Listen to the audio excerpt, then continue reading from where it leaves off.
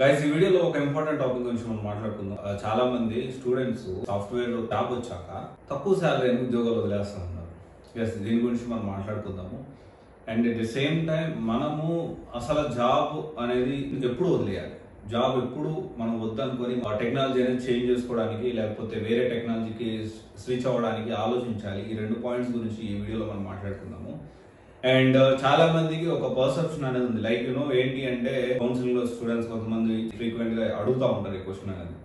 So ఏంటి అంటే నేను ఒక జాబ్ లో జాయిన్ అయ్యాను సార్, నాకు చాలా తక్కువ అంటే 10,000 నాకు శాలరీ వస్తా ఉంది, అండ్ లేకపోతే నాకు 12,000 శాలరీ వస్తా ఉంది. దానికంటే నాన్ టెక్నికల్ లో వాయిస్ ప్రాసెస్ లో వెళ్తే స్టార్టింగ్ ప్యాకేజ్ నాకు 3 lakhs ఇస్తానంటున్నారు.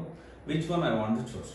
జనరల్ ఏంటి అంటే నేను అందుకనే సార్ నాకు 10,000 చాలా కష్టంగా ఉన్నాయి, I want to go with technical voice process కానివ్వండి, లేకపోతే నాన్ టెక్నికల్ ప్రాసెస్ కానివ్వండి, లేకపోతే ఇంటర్నేషనల్ బీపీఓ కానివ్వండి, వెళ్తే దాదాపు 3 to 4 lakhs వరకు నా ప్యాకేజ్ అనేది స్టార్ట్ అవుతుంది. అంటే 25 to 35,000 వరకు ఫ్రెషర్గా ఇస్తామంటున్నారు. సో నేను దానికి వెళ్తే బెటర్ కదా, ఇది చిన్న దాంట్లో మనం ఎలా కంటిన్యూ చేయాలనుకుంటా ఉంటారు. సో ఒక విషయం మీరు గుర్తుపెట్టుకోవాలి, ఎప్పుడైనా మనం స్టార్టింగ్ శాలరీ ఎంత ఉంది అనే దాని గురించి కాకుండా స్టార్టింగ్ లో మనకు ఎంత స్కిల్ ఉందని చూడాలి.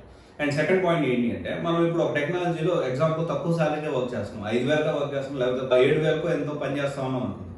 ఇది సబ్జెక్ట్ స్కిల్ నేర్చుకుంటే ఇదే టెక్నాలజీలో నేను వర్క్ చేస్తున్నా, నేను జాబ్ లో జాయిన్ అయిన టెక్నాలజీలో 5 years తర్వాత ప్యాకేజ్ ఎంత ఉందని చెక్ చేసుకోవాలి. ఎందుకంటే మనకి జిఐఎస్ కానివ్వండి, జిఎస్ మ్యాపింగ్ కానివ్వండి, లేకపోతే నాన్ వాయిస్ కానివ్వండి, లేకపోతే ఐటీ రిక్రూటర్ కానివ్వండి, లేకపోతే సేల్స్ కానివ్వండి, ఇలా రకరకాల ఏదైతే ఉంటాయో కాంపోనెంట్స్, రకరకాల జాబ్ రోల్స్ ఉంటాయో అవన్నీ కూడా ఏంటి అంటే ఇనిషియల్ గా మనకి స్టార్టింగే ఒక డీసెంట్ అమౌంట్ వస్తుంది, కానీ ఫర్దర్ గా ముందుకు వెళ్ళేటప్పుడు అంత బ్రైట్ ఫ్యూచర్ అనేది ఉండదు. వేరియాస్ కొన్ని టెక్నాలజీస్ లో లైక్ ఇప్పుడు జావా చూసుకున్నా, డేటా సైన్స్ చూసుకున్నా, లేకపోతే ఇంకోటి చూసుకున్నా, పవర్ బి చూసుకున్నా, లేకపోతే డెవాప్స్ చూసుకున్నా, లేకపోతే సర్వీస్ నో డెల్కో, ఇలా కొన్ని అది టెక్నికల్ సంబంధించి చూసుకుంటే ఇనిషియల్ డేస్ లో తక్కువ ప్యాకేజ్ ఉన్నప్పటికీ 5 years లో దాని ప్యాకేజ్ అనేది డ్రాస్టిక్ గా పెరిగేదానికి ఛాన్స్ ఉంటుంది. సో చాలా మంది తెలియక ఏంటి అంటే ఇనిషియల్ స్టేజ్ లో ఉన్నప్పుడు నేను తక్కువ ప్యాకేజ్ కాబట్టి నేను ఈ జాబ్ వదిలేస్తాను, సో ఇమ్మీడియట్ గా నాకు ఇన్స్టాంట్ గా నాకు 20,000 30,000 వస్తా ఉన్నాయి, నాకు కొంచెం మంచి అమౌంట్ వస్తుంది కదా, నేను దానికి వెళ్తాను అన్నట్లు చాలా రాంగ్ స్టెప్ తీసుకుంటూ ఉంటాను. సో ఇమాజిన్, సో ఒక విషయం చెప్తాను మీకు, నా కెరియర్ స్టార్ట్ చేసింది 6,000తో. ఓకే, 6,000తో నా కెరియర్ స్టార్ట్ చేశాను. విత్ ఇన్ 4.5 years లోనే ఐ రీచ్ అరౌండ్ దాదాపు 20 LPA వరకు దాటి వెళ్ళిపోయాను నేను విత్ ఇన్ 4.5 years లోనే. So how it is possible అంటే నేను ఎప్పటికప్పుడు స్కిల్స్ అనేవి అప్గ్రేడ్ చేసుకుంటూ ఉన్నాను, డిఫరెంట్ గా ఆలోచిస్తూ. ఎప్పుడు నాకు ఒక బుక్ ఒకటి మెయింటైన్ చేస్తాను, ఇప్పుడు కూడా చాలా బుక్స్ మెయింటైన్ చేస్తున్నాను. సో ఇదేంటి అంటే కొత్తగా ఎప్పుడప్పుడు అప్డేట్స్ వచ్చినా ప్రతిదీ చదువుతూ, ఆర్టికల్స్ చదువుతూ, అబ్జర్వేషన్ చేస్తూ, మార్కెట్ లో ఏం జరుగుతుంది, ఎవరేం చేస్తున్నారు. సో ఇలా ఏంటి అంటే ఇప్పుడైతే దీని గురించిన అప్డేట్స్, టెక్నాలజీ అండ్ ఇన్స్టిట్యూషన్ గురించిన అప్డేట్స్ ఎప్పటికప్పుడు నేను చూస్తా ఉన్నాను. బట్ వెన్ ఐఎమ్ వర్కింగ్, నేను వర్క్ చేసేటప్పుడు ఎప్పుడు ఒక బుక్ అనేది మెయింటైన్ చేసామండి. ప్రతిరోజు కొత్త విషయం తెలుసుకోవాలి, అది చిన్నదైనా కావచ్చు, పెద్దదైనా కావచ్చు. ఇలాగా నేను జాబ్ చేసినంత కాలం చాలా విషయాలు నేను నేర్చుకున్నా. ఎప్పుడు కూడా నాకు ఉన్న రిసోర్సెస్ ని ఎప్పుడు నేను వేస్ట్ చేసుకోలేదు.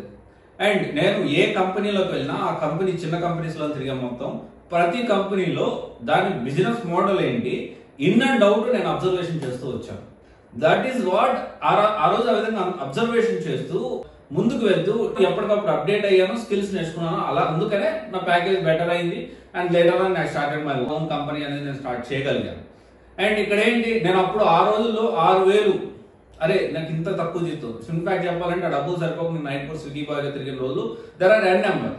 అయితే ఇక్కడ ఏంటి అంటే ఆ రోజు 6,000 గురించి నేను ఆలోచించలేదు. అక్కడ జాయిన్ అయిన తర్వాత నేను ఏం నేర్చుకుంటున్నాను, ఈ విషయం కంటెంట్ నేర్చుకొని నేను ముందుకు ఎలా వెళ్ళగలుగుతాను, దీని గురించే నేను ఆలోచించాను. సో మీరు కూడా ఇదే విషయాన్ని ఆలోచించాలి. తక్కువ ప్యాకేజ్ అని జాబ్లో వదిలేయద్దు, గుర్తుపెట్టుకోండి. First 3 years invest on your self. Invest on your self అంటే ఇన్వెస్ట్ ఆన్ ఏం నేర్చుకోవాలి, స్కిల్స్ గురించే మీరు ఆలోచించాలి. ప్యాకేజ్ గురించి, ఇంకో దాని గురించి అస్సలు ఆలోచించదు. కానీ ఒకటి ఏంటి అంటే ఒకవేళ రిలవెంట్ గా మీరు స్కిల్ నేర్చుకోకుండా ఒక కంపెనీలో కంటిన్యూ అవడం కూడా వేస్ట్, అది కూడా మీరు గుర్తుపెట్టుకోవాలి.